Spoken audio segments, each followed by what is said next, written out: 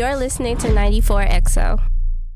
94XO podcast is Moni XO. I have Major 88 Keys in here. I appreciate you. I know you're busy all the time. Never not working. So tell me, who is Major 88 Keys? He's a producer, musician first, songwriter, DJ, entrepreneur, businessman, dad, husband. You know what I'm saying? Everything. You know what I'm saying? So where did your love for passion start? Well, I've always been involved in music. My dad's a pastor, so I grew up in church like my whole life. Okay. And so being a pastor's son, PK kid, I was always talking about people. It was just always funny things at church. So I would always make fun of how they sung or how they whatever, and just eventually that just carried over to getting into the choir, and then I didn't really like singing at a young age, even though I could. So that's when I fell in love with the drums. That was my first instrument. Okay. So I played the drums first, and then I went on to the keyboard, the organ, and then the lead guitar. Oh, shoot, you play everything. I mean, the important things, you know what I'm saying? You gotta have, it's the foundation of just all music, one of those elements. So how did you get into producing, though? How I got into producing, low-key, I was a musician, and being a in-session musician, it's basically a musician who they hire outside to come into the studio to play whatever needs to be played. So you don't necessarily come in there to give them melodies and all of that per se, unless they want you to. Like, I did that, but they may already have a song constructed and they need a keyboardist to come in and play the actual piano chords and melodies that was already probably made out for it. Or, hey, this is the song we got. Can you put some keys to this? That's pretty much what happened for me a lot of times. They had the beats done or almost done or started, and they would be like, oh, yeah, we need some keys, or we need some guitar, or we need some drums. And they would fly me out to L.A. or Atlanta and take care of the travel and pay me like anywhere from like $500 to $1,000. When I got to the actual studio. Yeah. And that was that. I mean, there was nothing after that. There's no royalties. My name isn't mentioned. It's a work for hire contract. Okay. So what was your biggest, I don't want to say biggest, but I guess your first producing kind of project that you had that really was this is for me. I want to keep going and doing this. Honestly, it wasn't the projects first. It was the company. The company, like they say, the company you keep type of thing. And my company was changing as far as like who I was around, or who gravitated towards me, or who knew me. Things like that just started changing. Like when I got good enough to make beats, and I was starting to sell beats. Yeah. I wasn't selling them to nobody local. Nobody local was buying them. That's interesting to me. It was instantly people in the industry heard them. Or was catching wind of them and getting on them and hopping on them. Like OJ the Juice, and I didn't even know. He hopped on, he grabbed one of them and hopped on it and put it on his mixtape. And I found out about that probably months later. I was like, oh dang, okay. That's dope, but that's crazy. And then other things started happening like that too. And then that's when I just was like, maybe this is where I belong. Yeah. Like as far as I don't have to do the work my way at the bottom, dealing with local acts and things of that nature, and then get noticed, and then go start making music for majors. I automatically started making music for majors coming in. And that's cool because most people don't start like that. No, they don't. They don't. So how has that been, because of you starting like that, how has that been with local artists in St. Louis, with them trying to work with you? It hasn't become honestly too difficult. At least I wouldn't think so. You know what I'm saying? But what I would say, it put it. I just started really getting in tune with the local scene here in St. Louis probably about like a year and a half ago. That was when I actually like fully like moved back and like, you know what I'm saying, because I had the whole wife and the whole kids and I had the whole family thing, so I had to have everybody had to have stability. You know what I'm saying, because it ain't just me. Right. So everybody had to have stability while I'm still moving around, traveling, doing all of that. But at least the fam, everybody good. So that's what kind of keeps me, you know what I'm saying, here in St. Louis. But ultimately, we all moving. You know what I'm saying? Okay. And where y'all moving to? More than likely back down to Atlanta. Okay. You know what I'm saying? So how do you actually like maintain? I don't want to say, I don't know what the word is, but how do you maintain having your family producing, traveling, keeping everything in place and together? Because I know it can be hectic. It's definitely hectic. I mean, I try to be as transparent as possible. Yeah. When I talk about anything relating to this music industry. Yeah. Because people will get confused and think something is this and it's really that. You know what I'm saying? So really it's just there's not a formula. I mean, it kind of is, but at the end of the day, it's just always about being able to adapt. You can't be in this industry and not be willing to adapt. Yeah. You know, so for sure. For me, it's since I am so busy, I try to give whatever time I got to give to them. I try to go ahead and give it to them. You know what I'm saying? I try not to overload my schedule. So I and that's another thing when being a boss, like you gotta have a good team because they make my life easier too. Yeah. You know what I'm saying? So I ain't gotta always be everywhere. You know what I'm saying? Like I go by the studio and just pop in and check on people. Everybody good? You know. Alright, cool. You know what I'm saying? And I can leave. I ain't gotta go. Or sometimes I ain't even gotta pop up at all. You know what I'm saying? Yeah. To make sure work getting done and money being made. Like at the end of the day, those are the two things. Those are the two things that gotta happen. So that's it. Now talk about in the studio cooking. So you got in the studio cooking productions, and you got the academy. So you're really involved with like the youth and stuff. Yeah. And that's dope. Well, the first business, cause how it happened, once I started, and I'm always still learning the industry daily. Yeah. Every day. Changing. Yeah, it's always changing. So you gotta stay up on it. Like you can never be one of those people that think that you just know it all. You got it down pat because how they was doing something 2-3 years ago is definitely different from now. So, but the first company was In the Studio Cooking Productions. That was and it was it's LLC, and it's LLC as a sole ownership.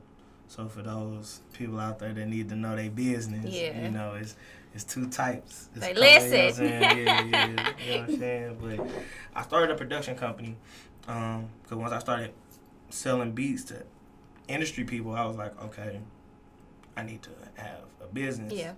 You know, kind of set up with this. And then that was the production label. And the production label has quite a few credits in their name. Definitely album credits more so.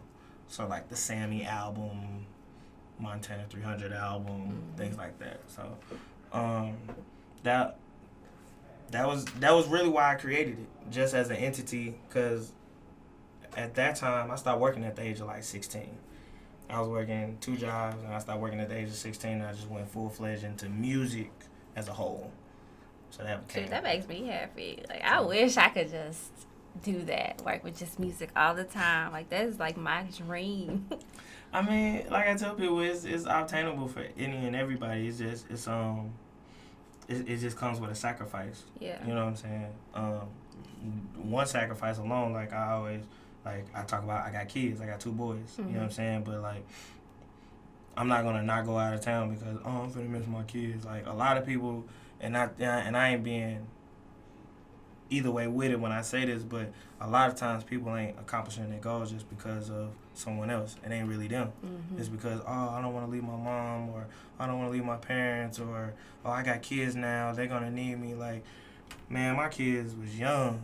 I mean, I'm still young too, so it's like I'm in my prime. Yeah. You know what I'm saying? It's like all them younger years, like I was gone. Yeah. Like, you know what I'm saying? Like you don't, and it's funny because like the psychology of it is like I asked my oldest, I asked him like certain things to see how far his mind goes back of remembering, because like right now you don't remember what happened when you was 2, right? Probably not even 3. You know what I'm saying? And for some, it's even deeper. 4 or 5. You're like, where does your mind even take you back at? You know what I'm saying? Yeah. And I asked him a couple questions that I know happened when he was around 3. And he don't remember. 4, certain stuff he didn't remember. And it was like the 5s and 6, a lot of that stuff he remembers and could go back to like that. So I was like, okay. And my youngest is 6. He finna be 7. So Okay. it really don't matter to him. You know what I'm saying? Because like we just not getting ready to go to Disneyland type stuff. Because I don't want to go when y'all can't remember it. Right. I want to. So it's even stuff like that. So I think people don't take advantage of time of younger kids. Like, yeah, you need to be there and they need the stability, but if your career depends on that, like, you can't try to get it popping when they 13 and 14, because by then you probably of age yourself. Like, I've never like thought of it in that way. I always thought of it as when your kids are little, you don't want to miss those moments. And I think a lot of people think of it like that. And like you said, it holds them back. And I understand that you don't want to miss a moment, but like moments happen all the time. That's true. You know what I'm saying? That's true. And moments you can create. Certain ones you can't recreate. Like if I wasn't there, like my mother, the mother of my oldest, I wasn't there, of course, when he was born. That's a moment that's missed and it can't be recreated. Right. For him. Now my youngest, I was there. I seen it. I experienced actually having that moment and seeing that moment. So it's like, okay, the moments can happen again. You know what I'm saying? Certain ones you can't recreate though. So it's like you just gotta make the best of, just moving forward in the times and, and not being so emotional. Cause and that's all it is. It's man, emotional. That's hard. And it is hard, but that's why I use the word sacrifice. Yeah. Like, and it's good to know that my kids. Like, I be even saying sorry sometimes. I'm like, sorry, y'all, I gotta go. I gotta leave back out. Like, I did it to him today. Daddy, don't go. I did it to him today. Already, this day consisted of, I was sleeping in bed when they went to school. So, we didn't talk or really see each other then. I might be like, okay. Did something like that or whatever. And they just got home from school. I just got done with my whole new teaching thing with the music production. And congrats on that. Oh, thank you. You know what I'm saying? That's another hoorah for ITSC Music Academy. It's bigger than me. Yeah. Like, all of these brands is bigger than me. That's why it's like, I'm not the focus. Of course, if it's a major 88 Keys brand, then that is the focus. Right. But when you see another name up there, even if I'm affiliated, I ain't the focus. The brand is the focus. Like, what ITSC Music Academy provides is way bigger than who I am. Nah, and I love meeting people like you where they say that the brand is the focus. It's not always about me or whoever is talking. It's not always about that person. That's how I know when people really care about what they're doing, when they say things like that and what they care about. Oh, yeah. It's like we all like money, though. Oh, yeah. We all like money. Yeah, we all got to have that shmoney. You smell me. Yeah. Now, you are here to promote your new single, right? I mean, I got a few. We talk few about things, it a little bit. Little Projects. few things going on, man. I got a lot. Like 2020, no cap. Like I'm applying pressure. That's what I'm doing. I'm putting my foot on everybody's neck, on everything. Like I'm not in no box. Don't put me in a box. No, I'm not just a producer. No, I'm not just. Like that's almost the movement. No, I'm not just.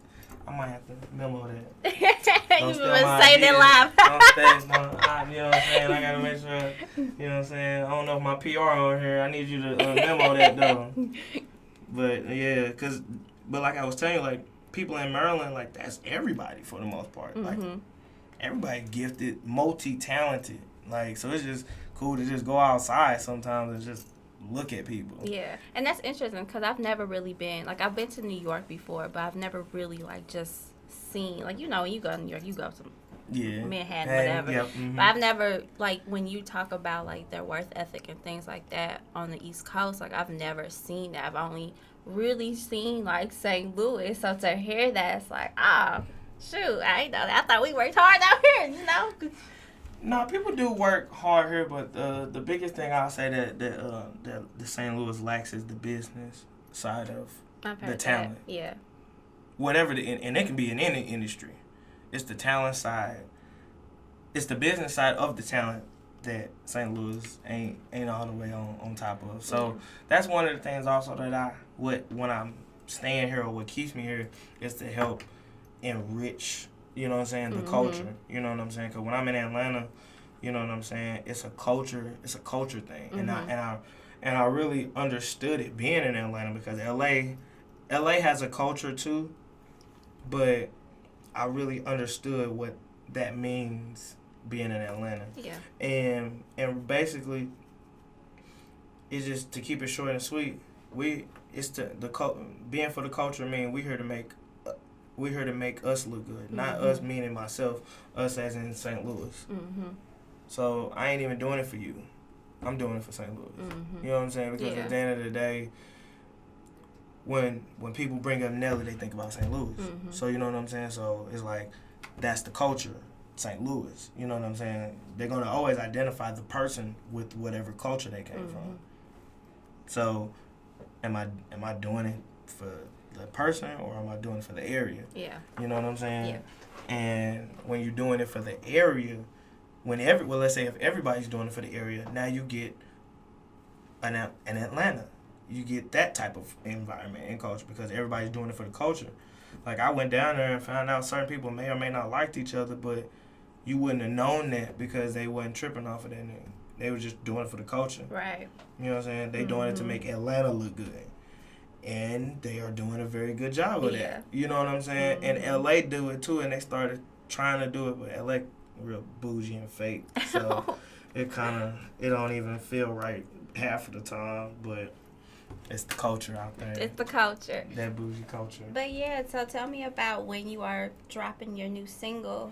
Oh, it's gonna be probably dropping this month. It's so much going on this month though that I don't wanna cloud the releases. Yeah, I wanna spoil it. No, it ain't even that. Coming from. So you can spoil it out here. It ain't even a spoil. It's just the cause like for instance me and Jizzle Bucks, we're doing an EP right now. Okay. You know, produced and engineered by me and my team, Major Hits, St. Louis Hits. You know what I'm saying? So that project, we supposed to be really trying to release on 314 Day. Okay. So, you know what I'm saying? One of the videos is already out. It's called Pop My Shit. Okay. That's already out right now, getting about like close to 2,000 plays a day. And then we just shot another one like the other day. So that's gonna be dropping soon. That video already out. So we just really doing a lot of the shooting, getting these videos and these visuals together because once we fully distribute the project, you know what I'm saying, we want people to kind of be familiar a little bit with the project because he's not performing none of these songs right now. Okay. So it's like, how else can we get the promotion out? So through me? I got you. Through me? I got you. You gonna get it. I'm gonna send you the exclusive. All right. Well, I appreciate you for coming out, speaking with me. Let everybody know where they can find you on social, where they can look up all that music, promos, all of that. Okay. Well, I mean, like I said, my name is Major 88 Keys, and I keep it like that on everything. So from Facebook, Instagram, Twitter. OnlyFans? No, I'm just playing. Wait a minute. Is your wife watching this? That was so funny. I knew that was going to make that ain't my business. That was going to make y'all laugh. I knew that was going to make y'all laugh. It's your girl, Moni XO, and you just finished watching an episode of 94XO. Make sure you guys hit subscribe and follow me on social media.